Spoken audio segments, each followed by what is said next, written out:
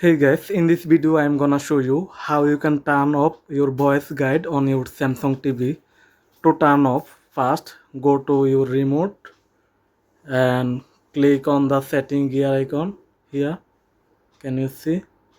Yeah, this one. Just click on that and then here you can see your all of the settings, all settings sound mode. Just click on all settings button. After that, scroll down, click to down and go to general and privacy.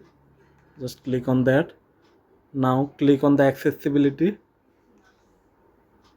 and here you can see voice guide settings. It's currently on. Just click on that and to turn off it just click on that and it's turned off now.